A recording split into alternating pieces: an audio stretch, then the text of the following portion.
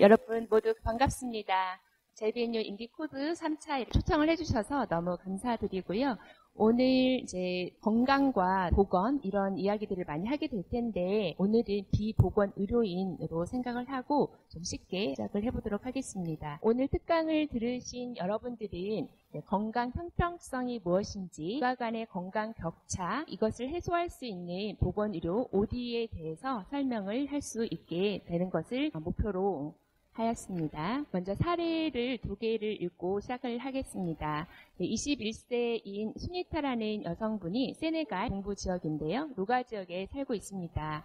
얼마 전에 결혼을 하고 첫 아이를 임신을 했는데요. 진통이 오기 시작해서 동네 산파를 불렀습니다. 그런데 분만이 진행되면서 전치 태반, 그림에 보시면은 아래쪽에 오른쪽 보시면은 완전 전치 태반으로 이제 아이가 나오기 위해서는 자궁문이 열려야 되는데 태반이 거기를 막고 있어서 나오지 못하는 그런 상황입니다.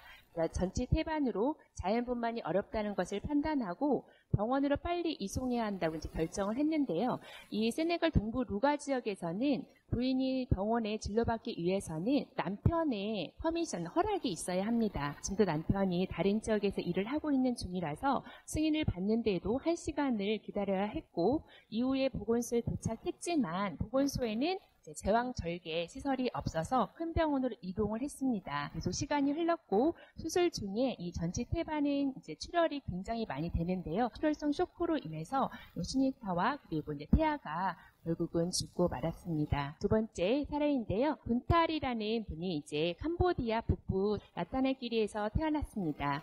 분타리는 7개월쯤 되었을 때 엄마와 젖을 먹으면서 또 이유식을 시작을 했는데요. 갑자기 어느 날 열이 나고 또 설사가 멈추지 않았습니다. 분타리 엄마는 분타리를 데리고 여기에서는 오토바이를 보통 많이 타는데요. 오토바이를 타고 가장 가까이에 있는 보건지수로 갔으나 여기에는 의사가 없었고 하지만 그 설사를 계속하면서 탈수로 몸이 늘어지고 또 의식이 없는 상태로 계속 기다려야 돼서 결국은 또 사망하는 사례가 있었습니다. 여러분 건강이 뭐라고 생각하시나요? 각자 생각하는 건강의 정의나 또 개념이 다를 텐데요. 우리 세계보건기구 WHO에서는 단순히 건강이 질병이 없는 상태가 아니라 육체적 건강뿐만 아니라 정신적 건강 또 사회적 건강까지 또 굉장히 완전한 상태에서 본인이 원하는 일을 할 수 있는 그러한 상태라고 이제 정의를 하고 있습니다. 그런데 이 건강은 인간이라면 모든 사람들이 누려야 하는 하나의 권리로서 건강권을 WHO나 또 우리 헌법에서 얘기하고 있는데요.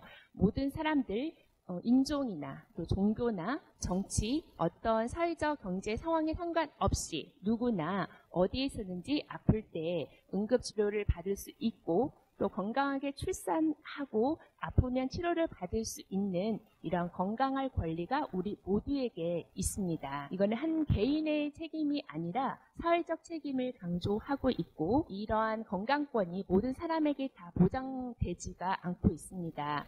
예를 들면 소득, 더 잘 사는 사람, 또 공부를 더 많이 하는 교육 수준이 높은 사람, 그리고 또 어떤 지역별로 또 보통 이제 여성으로 태어나는 것 자체 인종, 또 태어나는 국가에 따라서 사람이 건강한 그 수준이 다릅니다. 이것을 건강불평등이라고 얘기하고 있습니다. 건강불평등의 가장 대표적인 예시를 보시자면은 이제 국가별로 기대 수명이 굉장히 많이 차이가 나는 것을 알 수 있습니다.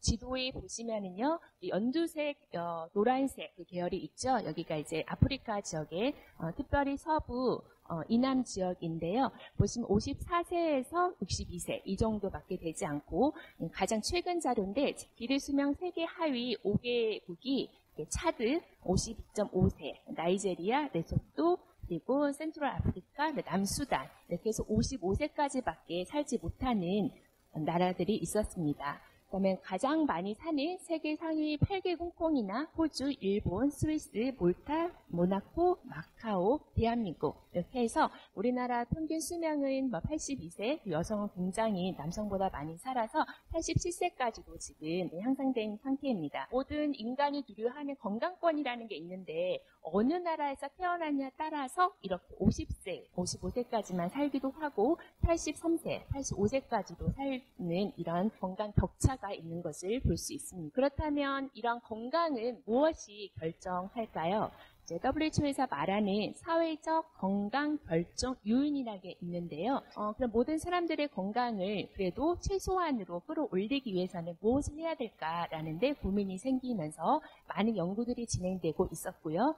특별히 처음 이제 성이나 연령, 유전적 요인을 보고 있는데요. 이거는 이제 수정 가능하지가 않죠. 여성, 남성으로 태어난 거 또는 나이가 드는 거, 유전적인 요인들 이렇게 있는데 이것 역시 건강을 결정하는 요인 중에 중요한 팩트 중 하나이라고 볼 수 있겠고 이제 개인 생활 양식이 있는데 이것이 거의 한 30%에서 40% 정도 차지한다고 할 수 있는데요. 쉽게 생각하는 흡연, 그리고 음주, 그리고 운동하지 않는 것, 그리고 스트레스, 이런 개인적인 생활 양식이 굉장히 중요한 사회적 요인입니다. 그리고 또 중요한 사회적 요인이 하나가 수입하고 사회적 수준인데요. 교육 수준이나 수입이나 이런 부분들이 거의 한 30에서 40% 차지한다고 볼 수 있겠습니다. 그래서 같은 조건에 있어도 단순히 운동 같이 안 하고 있는데도 소득 수준이 높다는 그런 배경하에 건강이 더 좋은 결과를 얻을 수 있다는 거죠. 그리고 이제 사회 및 지역사회 네트워크, 코로나로 인해서 사람들을 만나지 못하니까 더 우울증이 심해지고 이런 경우도 볼 수 있고요. 그리고 생활 및 근로 조건도 이제 어디에서 일을 하느냐에 따라서 우리의 건강을 결정하는 요인 중에 하나입니다. 국내에서도 많은 건강 격차가 있는데요. 지금은 국제보건을 함께 얘기하고 있어서 국외에 우리 국제 수준에서 더 조금 말씀을 드리자면은 비례 설명 이외에도 이제 국가의 수준을 비교하는 지표로 가장 많이 쓰이는 거가 5세 미만 아동 사망률인데요. 그러니까 아이가 태어나면 5번째 생일을 보내기 전에 사망을 하는 거예요. 1000명, 태어난 아이 1000명당 몇 명이 5세비가 되기 전에 죽는가 이거를 이제 비교를 하고 있는데요. 아래 그래프 보시면은 세계적으로 37명인데요. 아프리카 전체 보니까 72명, 그리고 유럽은 8명으로서 대륙에서 태어나냐에 따라서 아이들의 건강이 이렇게 많이 격차가 일어난 것을 볼 수 있습니다. 2020년 한 해에만 해도 500만 명의 아이들이 5세 이전에 사망을 했고요. 이것을 제가 정확히 365로 나눴더니 13,698명. 어제 하루만 해도 우리가 알 수 없는 사이에 세계 어디에선가 15,000명 정도의 아이들이 사망을 했다는 것을 볼 수, 이런 수치는 사하라 이남 지역 아프리카에서 80% 이상이 사망했다는 것을 알 수 있습니다. 좀 슬픈 사실은 이 아이들이 어떤 심각한 질병으로 사망한 게 아니라 어떤 전염병이나 또는 폐렴, 설사, 캄보디아 사례처럼 설사나 또 말라리아, 어떤 조산 합병증 등으로 사망을 하고 이런 것들은 가난이나 또 안전한 식수, 위생과 직결되어서 거의 예방 가능한 원인으로 사망했다는 것입니다. 예를 들어서 설사 같은 경우는 우리가 이제 포도당 바로 살 수 있는데 그거를 적시에 맞지 못하여서 탈수로 사망하는 경우가 있습니다. 폐렴으로도 많이 사망을 하고요. 이렇게 국제적으로 건강 격차가 있다는 것을 알 수 있고, 또 하나는 아까 말씀드린 대로 국가별로 보건 수준을 알 수 있는 것 중에 대표적인 게 이제 모성 사망자 수이고, 그리고 이제 모성 사망비인데요. 여성이 임신 중에 그리고 출산 후에 42일 안에 사망한 경우를 이제 모성 사망비에 넣고 있는데요. 그림에서 보시는 것처럼 2000년보다는 2017년도에 훨씬 많이 감소는 하고 있습니다. 하지만 아직까지도 계속 17년 한 해에 29만 5천 명의 여성이 사망을 했고 매일 800명 정도의 여성이 다른 질병이 아니라 임신과 출산으로 사망을 했다는 것입니다. 아까 세네갈 사례를 본 것처럼 여러 가지 임신 중 합병증이나 산후에 관리를 잘 하지 못하고 보통 이제 출혈이나 감염으로 인한 사망이 가장 많은데요. 의료시설이 준비가 되지 못하여서 현재도 이렇게 많은 여성들이 사망을 하고 있습니다. 이것 역시 저소득이나 중소득 국가에서 94% 차지하고 있고요. 그래프에서 보시는 것처럼 핑크색 아래쪽에 사하라 이남 아프리카 지역과 이제 동남아시아, 태평양, 남아시아 지역이 굉장히 많이 차지를 하고 있는 것을 볼 수 있습니다. 있습니다. 질병 중에 전염성 질환이 개도국, 개발도상국의 10개 사망 원인 중에 3개 정도 차지를 하는데요. 우리가 알고 있는 HIV, 그리고 결핵, 말라리아가 여기에 속합니다. 그래프를 보시면은 이거는 이제 HIV 유병률인데요. 저는 이제 개인적으로 HIV 연구를 하고 있는데 가장 진한 색이 빨간색, 역시 아프리카 지역에 현재 유병률이 4.2%이고요. 그리고 우리나라 노란색, 유럽 쪽에는 굉장히 연해져 있는 것을 볼 수 있고 0.1% 이렇게 큰 차이가 난 것을 볼 수 있습니다. 그리고 말라리아 이제 모기로 인해서 생기는 말라리아 같은 경우도 거의 94%는 서부 사하라 아프리카 지역에서 발생하는 것을 볼 수 있고 우리나라도 전에는 전염성 질환으로 많이 사망을 했잖아요. 하지만 저소득 국가는 여전히 감염 그리고 6위, 8위, 9위 이렇게 10개 사망 원인 중에 많은 차지를 하고 있는 전염성 질환도 건강 격차 중에 일례로 생각할 수 있겠습니다. 지속가능 개발 중에 우리 보건의료 분야는 3번입니다. 모든 연령층을 위한 건강한 삶 보장과 웰빙 증진이라는 목표 아래 이제 3.9까지 세부 목표 9개가 있고요. 그리고 3.1부터 3.D 이행 목표 4개가 있는데요. 3.8 부분에서 필수 보건 의료 서비스 보장이 현재 저희가 얘기하고 있는 건강 형평성에 대한 이야기입니다. SDG의 하나의 목표로 들어가 있고 이것은 너무나도 많은 또 분야를 가지고 있어서 인덱스로 0점에서 100점까지 계산을 해서 비교를 하고 있습니다. 그렇다면 지금까지 말씀드린 이제 건강 형평성, 불형평성이 일어나는데 오늘 주제에 따라서 이런 건강 형평성을 이루기 위해서 어떻게 국제적으로 지원 현황이 어떠한지에 대해서 살펴보고자 합니다. 건강 형평성 실현을 위해서 ODA의 역할이 굉장히 중요한데요. 여기 지금 그림이 2개가 있는데 왼쪽에는 이퀄러티에서 이제 균등한 거죠. 모든 사람들에게 같은 높이의 발판을 주었습니다. 그리고 오른쪽에는 이제 이퀄티 형평인데요. 사람들의 키가 다 다른데 휠체어를 탄 사람과 그리고 키가 작은 사람에게는 더 큰 발판을 주어서 어느 정도 키를 맞추는 그래서 최소한의 건강을 보장하자는 취지이고 이 이퀄티 부분, 이 형평성 부분에서 이제 보건 분야의 ODA 지원이 있습니다. 보건 분야의 ODA 지원에는 굉장히 많은 분야가 있는데요. 그렇다면 왜 사람들의 건강이 다를 수밖에 없는가? 아까 말씀드린 건강 결정 요인이 이에 속하겠지요. 그것들이 이제 해결하는 측면으로 많은 프로그램들이 이제 진행되고 있습니다. 그러면은 OECD 회원국의 보건 분야 지원 분야를 이제 봤더니 우리나라가 그래도 3위 정도로 굉장히 많은 부분에서 보건 분야에서 ODA를 하고 있는 것을 볼 수 있었습니다. 처음에 영국 그리고 아일랜드 다음으로 한국이 많은 분야, 보건 분야에 세계적인 아까 건강 불형평성을 해결하기 위해서 공헌을 하고 있다라고 이해를 하시면 될 것 같습니다. 또 사업도 하고 있어서 코이카의 그런 ODA 사업을 보여드리고자 하는데요. 꼭 비단 보건 분야 ODA는 코이카뿐만 아니라 다른 NGO나 또 한국국제보건의료재단 이런 것도 있습니다. 지금 좀 코이카 중심으로 말씀을 드리겠습니다. 코이카에서는 많은 사업을 하고 있죠. 그런데 그중에 보건 분야의 비전과 미션을 따로 이렇게 제시를 하고 있는데요. 비전을 보시면 인간의 건강권 보장입니다. 그래서 비전에서 딱 드러난 것을 볼 수 있고 미션을 보면은 개발도상국 보건 역량 강화를 위해서 공동의 노력을 통해 모든 인류의 건강한 삶과 보편적 건강 달성에 기여한다라는 것을 미션으로 하고 있습니다.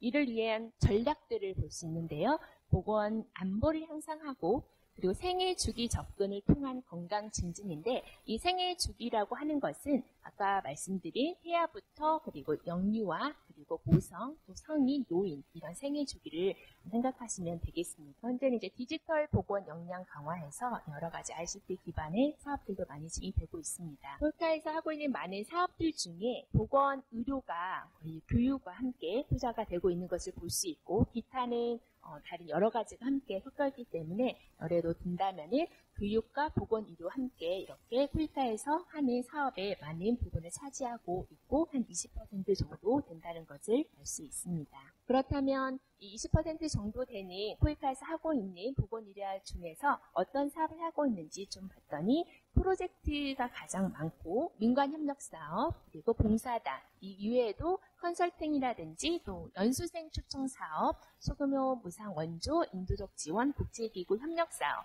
이렇게 있습니다. 그러니까 프로젝트에는 특별 협력 사업이 있지 않을까 싶은데요. 굉장히 큰 예산 규모로 사업이 이루어지고 있어서 많은 부분을 차지하는 것 같고요. 봉사단, 저는 간호 분야로 봉사를 다녀왔는데요. 봉사단 같은 경우는 그 분야에서 전문 기술과 또 지식을 가지고 있는 분들이 직접 가서 활동을 하는 것이지요. 민관 협력 사업도 이제 15% 되는데 저도 이제 이 민관 협력 사업으로 현재 캄보디아에서 사업을 하나 하고 있습니다. 어느 프로그램을 코이카에서 보건의료 분야에 하고 있는 것을 볼 수 있겠습니다. 많은 사업들 중에 현재는 모자보건 프로그램을 많이 하고 있는데요. 모자보건을 지금은 이제 그게 의미가 너무 협소하기 때문에 성, 생식, 모자, 청소년, 보건 이라는 긴 단어를 써서 성생식, 그러니까 임신하고 출산하는 것, 그리고 청소년까지 포함을 해서 이런 단어를 쓰고 있습니다. 그래서 코이카에서는 보건소 및 병원 구축 지원을 볼 수 있는데요. 먼저 병원이나 보건소가 없어서 너무 멀어서 접근성이 없어서 시간이 지연됨에 따라 이제 사망을 하는 경우가 있죠. 그래서 코이카에서는 이런 보건소나 병원의 시스템 구축하는 걸 지원을 하고 또 기자재나 생활품이 굉장히 부족합니다. 이런 부분들을 지원을 하고 있고 보건의료 인력 역량 강화가 되게 중요한데요. 의사나 간호사 또는 조산사 이런 보건의료 인력들을 실제로 우리나라에서 가서 전문가들이 이제 역량 강화를 하기도 하고 또 그 나라에 있는 정부 전문가들을 모시고 여러 가지 훈련 프로그램을 하기도 합니다. 특별히 아래쪽에 산후관리와 요 전문 인력에 의한 안전한 분만 산정관리 서비스 가족부에게 있는데요. 그러니까 모성 사망비가 현재 굉장히 높은 상태이고 하루에도 800명 정도 사망하고 있다고 했는데 이것은 산정관리를 받지 못해서이기도 합니다. 그래서 최소한 이제 임신을 하면 우리나라는 임신 확인하고 그다음에 최소 한 달에 한 번씩 병원에 가고 또 나중에 분만하기 전까지는 일주일에 한 번씩 가는데 그래도 최소한 4번은 가야 되지 않겠냐라는 거에서 이제 산정관리 서비스 그래서 ANC 4W 이렇게 됐는데 플러스 돼 있는데 4번을 얘기합니다. 그래서 최소 4번의 산정관리 서비스를 받을 수 있도록 ODA 프로그램이 진행되고 있고 그리고 전문 인력에 의한 안전한 분만도 되게 중요한 개념인데요. 세네갈 집에서 홈 딜리버리 집에서 분만하는 경우가 많은데 전문 인력 여기는 의사, 간호사, 조산사가 포함이 됩니다. 그래서 이런 전문 인력에 의해서 안전하게 분만할 수 있도록 여러 가지 보건 프로그램이 진행되고 있습니다. 이제 캄보디아 산모 병동이라고 되어 있는데요. 2018년도에 캄보디아에 방문을 했고요. 오른쪽에 위쪽에 두 번째 거를 보시면은 여기가 분만장입니다. 그래서 실제로 분만 때와 태반을 받는 거 이 정도밖에 시설이 없습니다. 그래서 아기를 여기서 낳는다고 보시면 되겠고요. 근데 산모가 아기를 낳은 다음에 지금 찬 바닥에 그냥 앉아 있는 거 볼 수 있고 또 아이가 지금 이렇게 침대에 있는데요. 여기가 실제로 아기를 낳은 이후의 사진입니다. 제가 맨 오른쪽에 저하고 이제 저희 동료 교수님이 함께 방문해서 들이 계셔서 함께 제가 봤는데 여러분 얼마나 캄보디아나 개도국의 분만 상황, 출산이 얼마나 열악한지 볼 수 있는 단편적인 그런 사진이라고 볼 수 있겠습니다. 그래서 코이카에서 이 성생시 보자 청소년 보건 프로그램의 성과를 이제 2022년 한 해 것만 이렇게 지원 실적을 보여주고 있는데요. 보통 아프리카와 아시아 그리고 중남미에서도 이런 프로그램을 진행을 하였습니다. 그래서 가나나, 나이제리아, 세네갈, 에티오피아, 케냐, 탄자니아를 포함해서 많은 지원을 하였고 특별히 아까 말씀드린 이제 시설, 보건소나 병원에 대한 시설 구축, 그리고 기자재 소모품, 여러 가지 보건 의료 인력 역량 강화, 그리고 주민 대상의 인식 제고 및 교육 활동 등을 볼 수 있겠습니다. 저희 보건 프로그램에는 항상 인식 제고라는 게 있습니다. 그래서 주민들의 그 지역사회 주민들의 건강에 대한 이런 출산 또 분만에 대한 인식이 어떠한지가 굉장히 중요합니다. 남편이나 또 남성 그리고 의사결정자들의 인식이 중요한데요. 예를 들어서 제가 이제 선거관리 했던 세네갈의 경우에는 이제 이슬람, 모슬렘이라서 종교 지도자들의 인식이 되게 중요해서 그 종교 지도자들까지 포함해서 인식을 제고하는 프로그램을 진행을 했습니다. 그리고 중요하게 이제 보건 시스템 강화, 그리고 보건 서비스 직접 제공 여러 가지 것들이 지원한 사례고 2022년에 포이카에서 많은 프로그램을 진행을 한 것을 볼 수 있습니다. 그 성과로 이렇게 579개나 되는 많은 보건의료시설들이 새로 신축되거나 강화가 되었고요. 그리고 캠페인에도 많은 사람들이 참여를 한 것을 볼 수 있고, 특별히 교육을 이수한 마을보건요원 수가 이제 있는데요. 이것은 굉장히 소외된 지역에는 보건의료인이 가서 살기가 쉽지 않기 때문에 마을보건요원이라는 이름으로 나라마다 이름 좀 다른데요. 모아서 특별히 간단한 시술 또는 처치 같은 것을 할 수 있도록 훈련을 해서 응급 상황에 대처할 수 있도록 하는 많은 프로그램들이 있습니다. 그래서 13,334명이나 되는 많은 마을 보건요원들이 또 훈련이 되었습니다. 이 외에도 많은 사업들이 있는데 또 감염병 퇴치 프로그램도 또 포이카에서 하고 있는 사업 중에 하나입니다. 아까 말씀드린 대로 개도국에서는 HIV 그리고 결핵, 말라리아로 많은 사람들이 10대 사망 원인 중에 4위, 6위, V로 차지하고 있기 때문에 이것 역시 우리가 건강 형평성을 추구하기 위해서는 간과할 수 없는 부분입니다. 감염병은 좀 그 진단이 잘 되어야 합니다. 그래서 그 진단을 위해서 보건의료인들을 훈련하고 또 그에 필요한 시설이나 소모품이나 기자재들을 지원을 하고 또 걸린 사람들을 치료하는 치료약까지 지원하는 그런 프로그램이 많이 되고 있습니다. 여기까지 ODA를 통해서 어떻게 국가 간의 그런 건강 격차들을 해결할 수 있는지에 대해서 말씀드렸습니다. 네, 경청해 주셔서 감사합니다.